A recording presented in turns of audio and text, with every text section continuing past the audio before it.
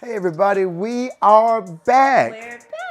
Season 3 of Naked and Unashamed SLS. We've been gone for so long now, it's time to bring it back. Oh.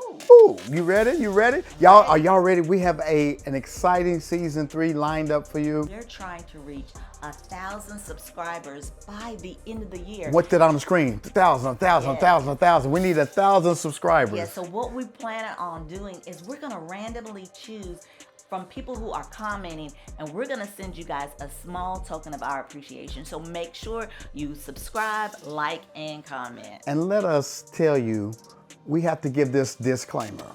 We are certified sex doulas, and that simply means we have been educated and trained on how to guide you on a journey towards sexual fulfillment in a Christian marriage. So therefore, we will be using clinical language around sexuality. So we don't want you to be surprised or offended, but we do want you to be enlightened and educated. Yes, so for all of you seriously dating couples and married couples, please tune in to Naked and Unashamed SLS.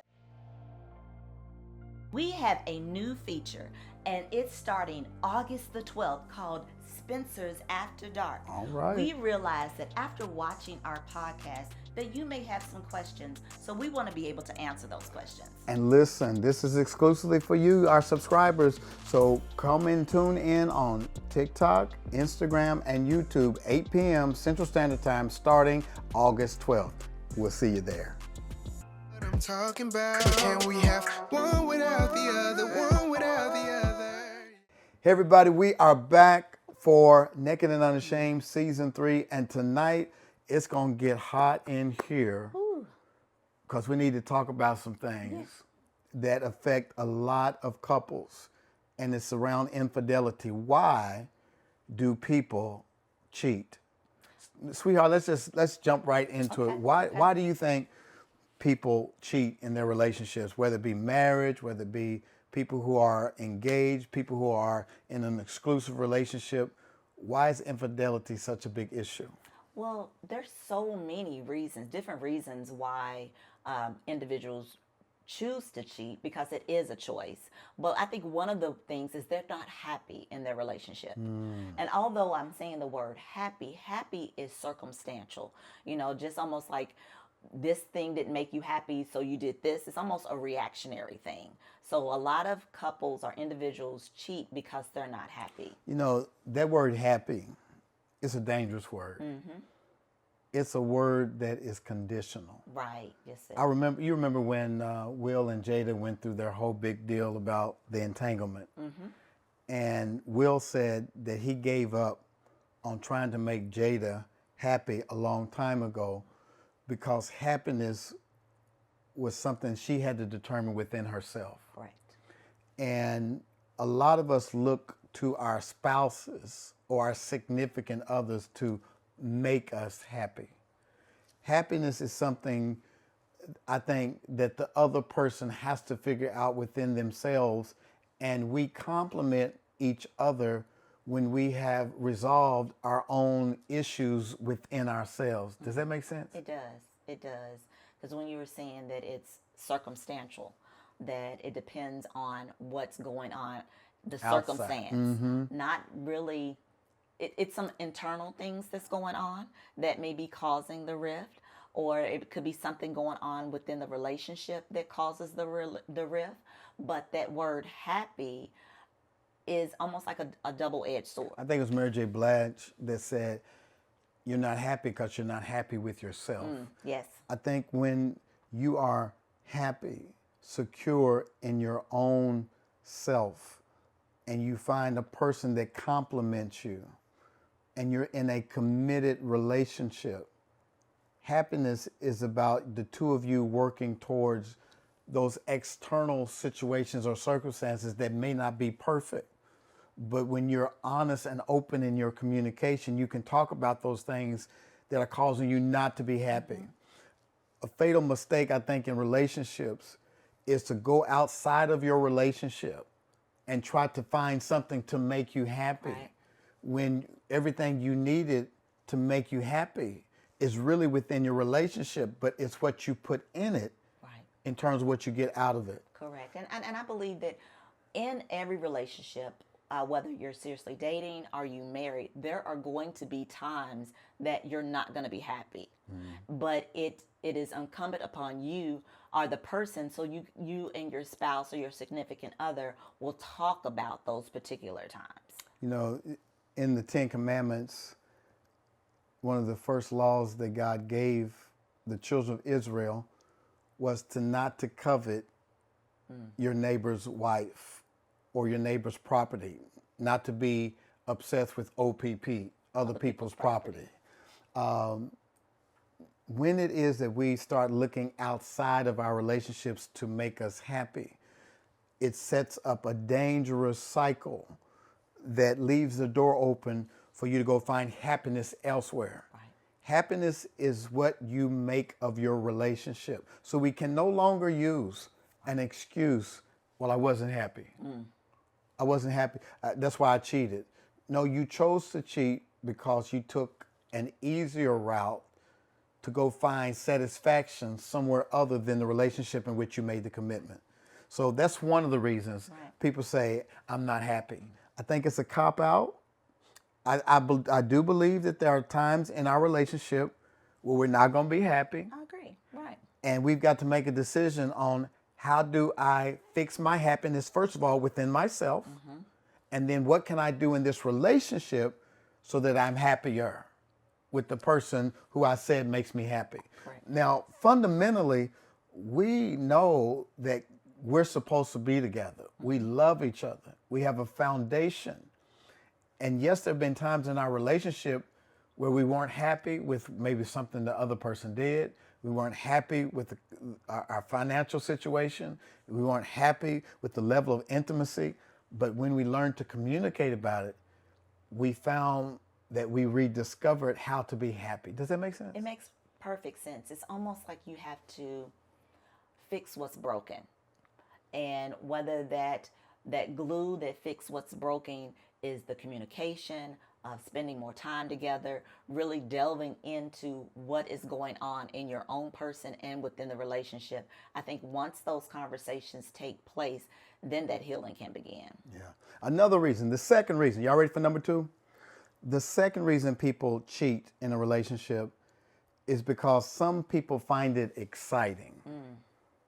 There's something they feel that's missing in their relationship. They find this affair, this rendezvous exciting. It gets the adrenaline pumping because they may suffer with narcissistic tendencies or they may have poor self-esteem.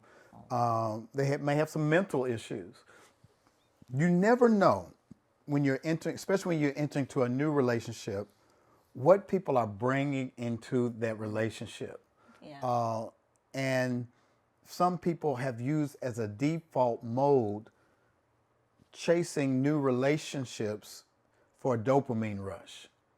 Yeah, I can see that. And also there could be where there was some past trauma that has led them down this road where they're trying to fix or find that immediate fix, but that trauma is something that they need to work on.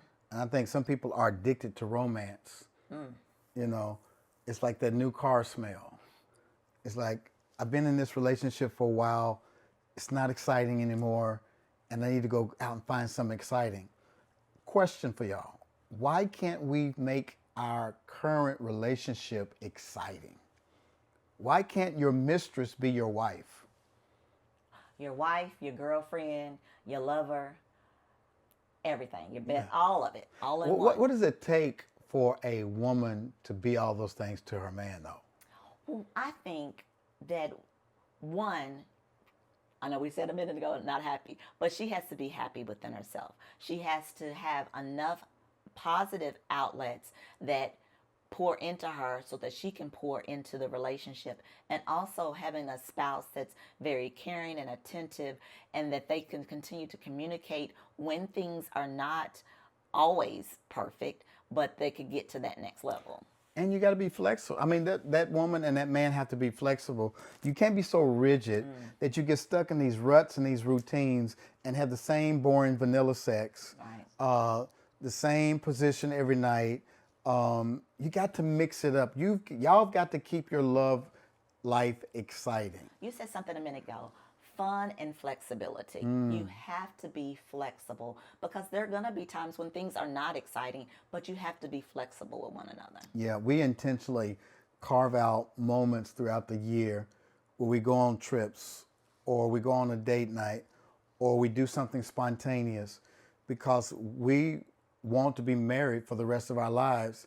And when you think about being married 31 years this year, That's right. 31 years, and we want to be married 31 more years and even longer than that, that could get boring.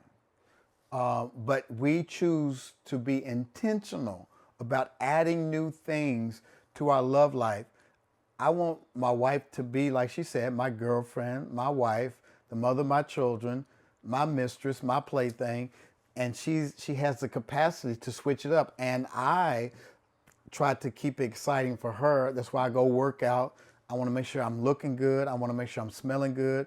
I make sure I groom us. I smell real good. Tom Ford, ask somebody. So you got to keep that thing exciting.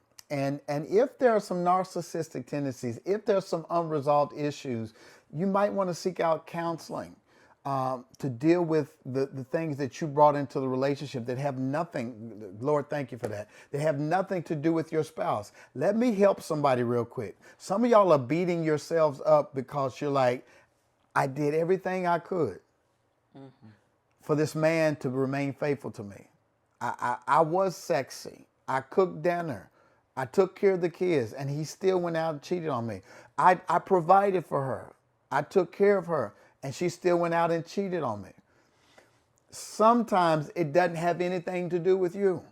It's the selfishness of that person, the laziness of that person that they give in to lazy lust. Somebody at work caught their attention. They begin to talk. Next thing you know, they're in a relationship. Because watch this, infidelity doesn't begin in the bed, it begins in the mind. You're right. It begins with conversations, loose conversations, flirting.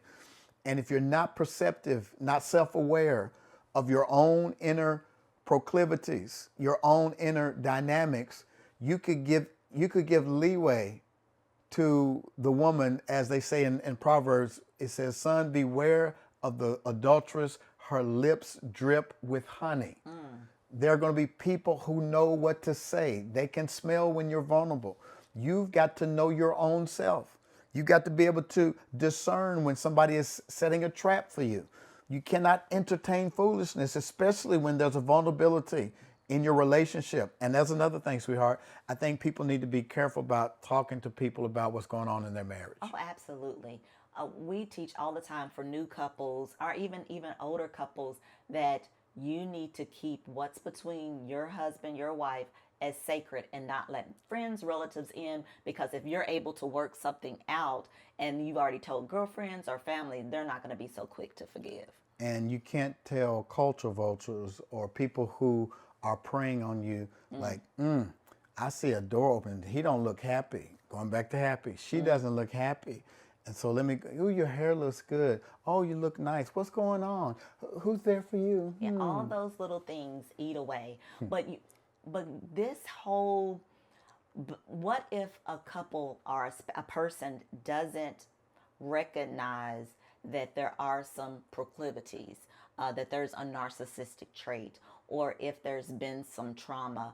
How can that spouse, if that spouse even sees that, then how can they seek out to try to get help for their spouse? That's a good question. I think that's where love and communication come in. The Bible tells us to speak truth in love. So if your spouse is noticing a pattern where you're being selfish, where you have some kind of proclivity that is damaging to your relationship, they ought to be able to come and say, baby, I noticed that you didn't bring me anything to eat, or I noticed that you didn't ask me about this decision, and you've done that 2 or 3 times. I think it's incumbent upon us to be able to listen with loving ears, with nonviolent communicative ears to say, okay, what's your concern? What's your unmet need? I didn't realize I was doing that. Thank you for sharing. I think it's all about bring it to the attention. Okay. What's the third reason? The third reason why some people may cheat is that they have unfulfilled sexual desires. Wow. And I would think those unfulfilled sexual desires, where those unmet needs sexually, they need to be communicated. Like if you are desiring to have sex in another room, or if you're desiring to bring fantasy into your lovemaking, they need to be communicated, as opposed to, well, he's or she's not going to do it, so I'm going to seek this elsewhere. I'm gonna be a little transparent and just share something that happened the other night. Not real juicy, but it's gonna give you the point that she's trying to make. The other night we were laying in the bed. I was rubbing my wife's back, and she said, "What's that doing?" You remember that? I do. What's that doing? And my little ego took a little ding. What do you mean what I'm doing? But I have to admit, I had a lot going on in my mind about some things I needed to take care of at work, and I wasn't 100% present. And I was just rubbing my wife out of a mechanical routine. Wasn't much passion attached. She said, it's annoying. And so after I got over myself, the next day I said, you know what, babe? You're exactly right. I apologize for not being 100% present, and I'm going to be attentive. I'm going to give you foreplay. And the next night I said, how would you like for me to touch you for 3 minutes?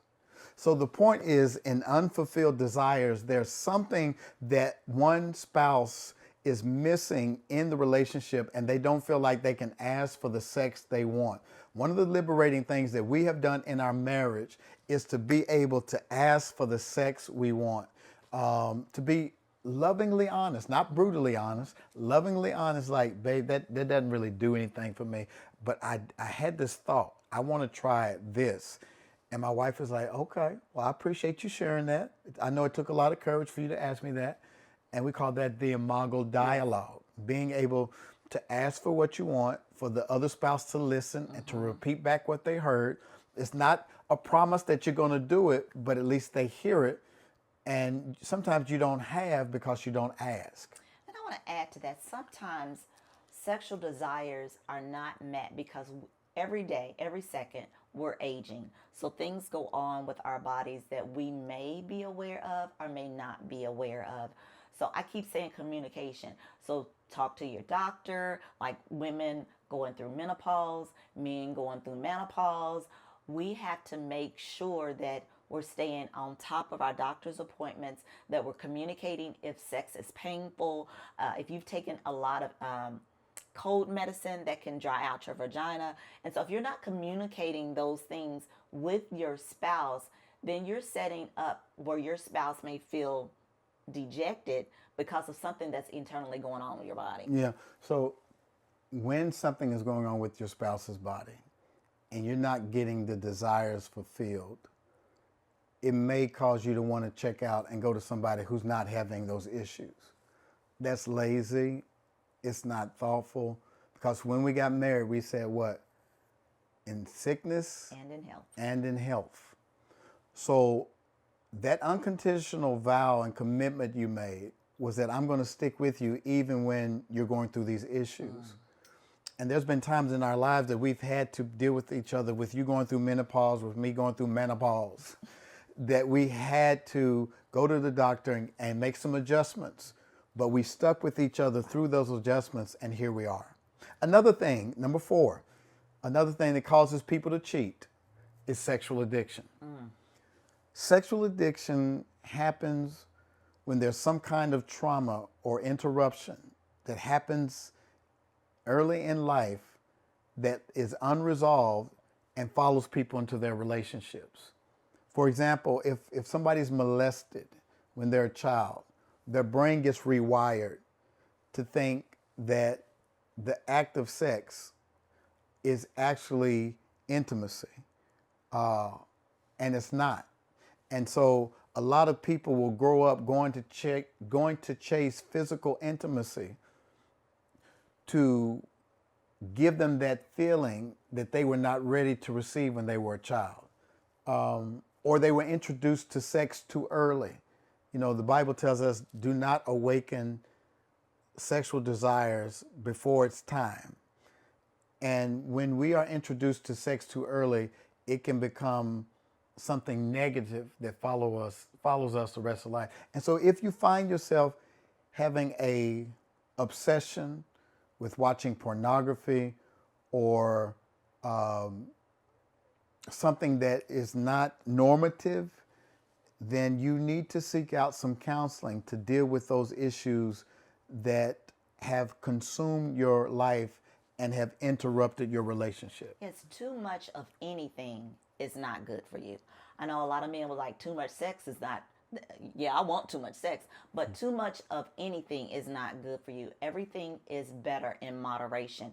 But if you find yourself that's your waking hours, you're overly consumed with sex, then that will be a good indicator. And really, I'm very reluctant to use the word sexual addiction because it's all about a proper balance of being passionate and erotic. There is nothing wrong with liking sex, nothing wrong with wanting sex, but when it becomes an interruption to your life, you're bordering on addiction. And when you have those compulsive issues that you can't control and you feel like you're out of control, the first step of acknowledging addiction is to admit that your life is out of control. So if you find that you're out of control with your sexual desires and your sexual thoughts, it may be time to reel it in and have a conversation with your spouse, but more importantly, with your counselor. Absolutely. And another thing that may cause infidelity in a committed relationship is struggling with commitment. You know, there are a number of couples that when they're married, it's an easy out if something goes wrong. Like, well, I'm just going to get a divorce. You have to make sure that divorce is not an option. But secondly, if the person is finding that they have commitment issues, not only in their marriage, whether it's at work, with children, committing to go to brunch and then pull out, then there is an issue there. And so you have to look at it differently. Like, okay, why am I so easy to run? It's almost like the fight or flight mode that is constantly interplay. So you have to look at, why am I so eager or so willing to leave this committed relationship? And when you have not grown up seeing a stable, committed relationship, because a lot of us are products of single family homes. If you struggle with abandonment issues, some people live out what's called a self-fulfilling prophecy. Well, I'm not going to be able to stay married because nobody stayed married on my side of the family.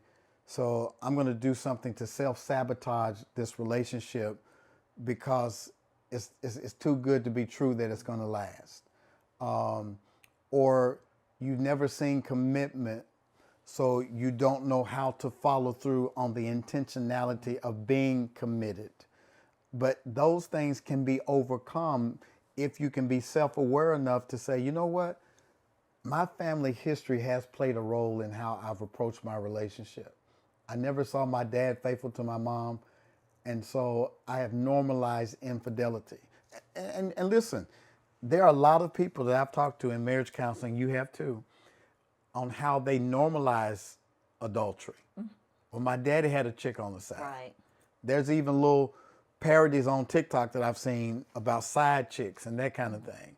Or even now, girls are talking about, we hear our sons talk about a lot, girls, they're like, Dad, girls are not like they were back in the day. They say to me, girls are like men. Women have an extra dude on the side. So commitment has taken a hard hit in our culture, in our society, because people don't see the value in being committed, especially in a monogamous relationship. Later on this season, we're going to be talking about monogamy and polygamy. When did polygamy become illegal or sinful? Because it was practiced in the Bible. I'm jumping ahead of myself. It's going to be a whole nother episode. But what I'm talking about today is that people struggle with commitment. Why do you think folks struggle with commitment? Well, one, you just said it, is that some people have not seen it. So they cannot imitate or emulate what they haven't seen. And if they are not surrounded by strong-minded people, like when we were dating before we got married, all of our couple friends, we were all doing the same thing. We were keeping each other accountable. I mean, we're getting married, buying houses, having children, but the foundation of all of our relationships was that commitment that we had to our significant You other. know, while we're talking about what we're talking about, I just think people struggle, period, in general, with being loyal. I think it was Trey Songz years ago had a song, "These Girls Ain't Loyal," or Chris Brown. I don't think anybody's loyal. My grandma, when she sent me to the grocery store, she said, "Come back with Morton salt, come back with Pledge, come back with Dawn detergent. I bet not come back with any other brand than what she told me." She was loyal to her brand. People used to go to the same church for life. Now, church hopping is a pandemic. I think loyalty is not what it used to be. But as it relates to marriage and relationships, we have got to make sure that when we enter into a relationship that is exclusive, that both of you have an understanding of what commitment looks like. A good question to ask somebody is, what is something you've stuck with and finished? Did you ever graduate? Did you start a program and you got certification? It's good to look at people's track record to see, have they had a track record of commitment in other areas? Right. Because if they haven't been able to commit to anything else, why should they be able to commit to you? And especially, do they have a commitment with God? How faithful is their relationship with God? So anyway, I don't want to go too deep. Another one is they made a mistake. Another reason why people cheat, they made a mistake. How many of y'all know that we're human? Yeah. We're human. And we're going to mess up. We're going to make mistakes. But are you going to admit and take accountability for your mistakes? Or are you going to justify it and make excuses for your mistake? Are you going to be Saul or David? Explain. All right, thank you. I was hoping you were going to say that. So Saul was the first king of Israel, right? And God told him to go and destroy this village, this enemy village, and not keep anything in the village. But Saul kept the good stuff for himself. And when the prophet came to him and says, "Why were you disobedient in doing what God told you to do?" He said, I kept the best for God. He was justifying why he was disobedient. And the prophet said, obedience is better than sacrifice. Okay. And he says, because you were disobedient and unfaithful, God's going to take the kingdom from you. And Saul grabbed the prophet and said, no, go back with me and go in front of the people. And I don't want them to know that God has pulled away from me. So he was so quick to try to keep the spectacle of still being used by God that he never truly repented to God. David, on the other hand, was the second king of Israel. And y'all may know the story when David committed adultery with Bathsheba. And David, when the prophet came to David and said, and gave the analogy of this rich man had a party and he invited all these guests in, and he had a poor neighbor who had a little ewe lamb he raised like a child. And the rich man had all these flocks, but instead of using his own sheep from his flock, he went next door and killed the poor man's little ewe lamb. And he said, David, what should happen to a man like that? And David said, he should be killed. And the prophet said to David, David, you're that man. And David was conscience stricken. David was broken. And David repented. Go read Psalm 51. David repented. He says, I have sinned against you and you alone. He said, Lord, wash me and make me over. Cleanse me, forgive me of my sins. David repented. David was broken because David realized I made a huge mistake. I murdered somebody. I got a woman pregnant, and this was foul. I'm sorry. He was broken. A broken spirit and a contrite heart. What I'm saying is this: as perfect as we try to be, we all make mistakes. All have sinned and fallen short of the glory of God. But can you admit to the mistake? Is it possible, baby, for a couple to make it after somebody's made a mistake? Oh, absolutely. I read an article that was saying that after if infidelity has taken place in a relationship, that relationship could never go back to the relationship that it was prior. It has to start from the ground up, and that's a new relationship. I think that's what Ozzie Davis and Ruby D said. When in your marriage, you're going to have a lot of little divorces and a lot of marriages. The thing is to have more marriages than divorces. So I think that if infidelity has taken place, then through prayer, also repentance, that it can be reconciled. God hates divorce, but Jesus says the only justifiable way to get a divorce is when there's adultery. But even with adultery, there's a way to bounce back from it if you're both committed to it. If you both can work on that marriage, work on that relationship, if you can take accountability for the mistake you made and truly show repentance, you all can work on it. You can get back together. You can make it back to where you need to be. It may not be the same as it was, but it can be better than what it was if you work on it. So we talked about all the reasons why people cheat, and we probably could come up with some more. As a matter of fact, I want you, if you can think of some other reasons why people cheat, put them in the comments right now. Right now, write them in the comments. Why do you think people cheat? And if you want to talk further, if we didn't get all the questions answered and you're too embarrassed to say anything in the comments, guess what? You can email us. Tell them where they can email us. You can email us on Dr. Stacy and Rhonda Spencer at gmail.com. Again, that's Dr. Dr. Stacy, Stacy, and the word and Rhonda Spencer at gmail.com. This is a issue that's close to our heart. We want to see y'all make it. Don't give up on your relationship. Don't give up on your marriage. Now, there's going to be times when you have to walk away, when people don't repent and people don't show the fruits of repentance, and they keep repeating the pattern. We were just talking about Cardi B and her husband. She filed for divorce after 7 years. And my wife said, she warned him. She said, be careful with me.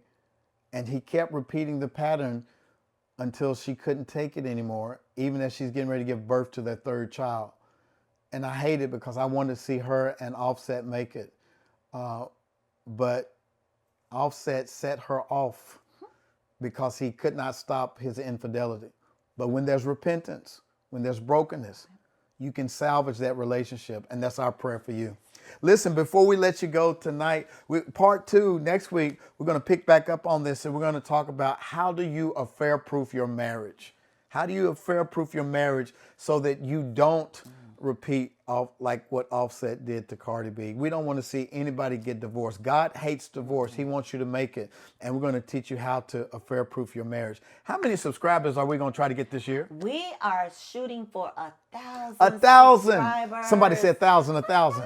We're up to what? We're about 350 now, but we want to get 1,000 people in our tribe. Do y'all know some married couples, some seriously dating couples who could benefit from what we're talking about? Would you do me a favor? Invite them to subscribe. Before the end of the year, we want 1,000 subscribers. So go on and subscribe. And watch this. If this podcast has been a blessing to you, please leave a comment, share it with a friend. And if you haven't done so, subscribe. Like and subscribe, yes. Also, we have an exclusive, wonderful inner circle called Eden Circle, where married couples can come be coached by us. Y'all can come to the house if you need to, and we can have some sessions with you. We have meetups quarterly where we go out and have fun together. We have webinars, and you can be a part of Eden Circle by going to what? TheEdenCircle.com. All right. Y'all heard that. Listen, we love you guys. We missed you so much. We're glad we're back. And stay tuned for next week. And then on August the 12th, yes, we're going to have Spencer's After Dark. And we're going to be talking about, watch this, answering all your questions. Like right now, y'all like, well, what if they cheat again? Or what if they said they sorry? And that we can talk about that. And we're going to talk about it live on Instagram, TikTok, and YouTube on August the 12th, 8 p.m. Central Standard Time. Every night after our podcast, we're coming back live to answer your questions. Is that good? All right. Listen, we love you guys so much. Thank you for being on. And next time, we're going to be talking about how to affair-proof your marriage. We love you. We'll see you soon.